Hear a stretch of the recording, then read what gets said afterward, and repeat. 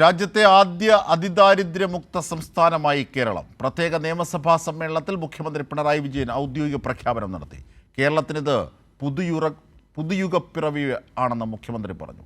നവകേരള സൃഷ്ടിയുടെ ഒരു നാഴികക്കല്ല് കൂടി കേരളം പിന്നിടുന്നുവെന്നും മുഖ്യമന്ത്രി പറഞ്ഞു. അതിദാരിദ്ര്യ നിർമ്മാർജ്ജനത്തിനായി 1000 കോടി രൂപയാണ് സംസ്ഥാനം ചെലവഴിച്ചത്.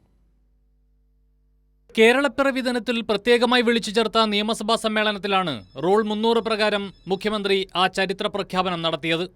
കേരളത്തിലെ ജനങ്ങളോട് ഇന്ന് ഈ പ്രഖ്യാപനം നടത്തുന്ന സമയത്ത് ഈ സഭയിൽ അംഗമായിരിക്കാൻ കഴിയുന്നുവെന്നത് മുഴുവൻ ബഹുമാനപ്പെട്ട അംഗങ്ങൾക്കും അഭിമാനകരമായിരിക്കും എന്നതിൽ എനിക്കുറപ്പുണ്ട്. ഈ സഭയുടെ പൊതുവായ സന്തോഷത്തിൽ പങ്കുചേർന്നുകൊണ്ട് അഭിമാനപൂർവ്വം പ്രഖ്യാപിക്കട്ടെ, കേരളം ഇന്ന് അതിദാരിദ്ര്യമുക്ത സംസ്ഥാനമായി മാറിയിരിക്കുന്നു.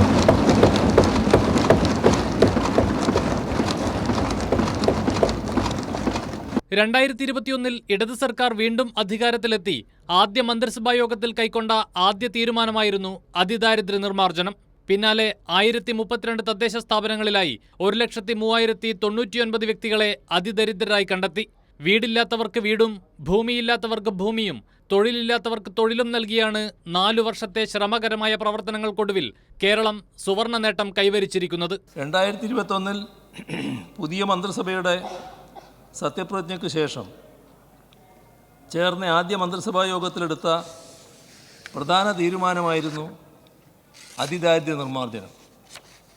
നിയമസഭാ തെരഞ്ഞെടുപ്പ് വേളയിൽ ജനങ്ങൾക്ക് നൽകിയ ഒരു സുപ്രധാന വാഗ്ദാനം നിറവേറ്റുന്നതിൻ്റെ തുടക്കം കൂടിയായിരുന്നു ഇത്. എല്ലാ വിഭാഗം ജനങ്ങളെയും പങ്കെടുപ്പിച്ചുകൊണ്ടും അവരുടെ അഭിപ്രായങ്ങളിലൂടെ ഉരുത്തിരിഞ്ഞു വന്ന ആശയങ്ങൾ ഉൾക്കൊണ്ടുകൊണ്ടും ഗുണഭോക്തൃ കുടുംബങ്ങളെ കണ്ടെത്തിയാണ് ചരിത്രപ്രധാനമായ ഈ പദ്ധതിക്ക് ആരംഭം കുറിച്ചത്. 1961-62 കാലത്തെ കണക്ക് പ്രകാരം കേരളത്തിൽ ഗ്രാമീണ മേഖലയിൽ 90.75%, നഗരമേഖലയിൽ 88.89% ദാരിദ്ര്യരേഖയ്ക്ക് താഴെയായിരുന്നു. അവിടെ നിന്നാണ് അതിദാരിദ്ര്യ നിർമ്മാർജ്ജനം നടത്തി രാജ്യത്തെ ആദ്യ സംസ്ഥാനമായി കേരളം തലയുയർത്തി നിൽക്കുന്നത്. കൈരളി ന്യൂസ്, തിരുവനന്തപുരം.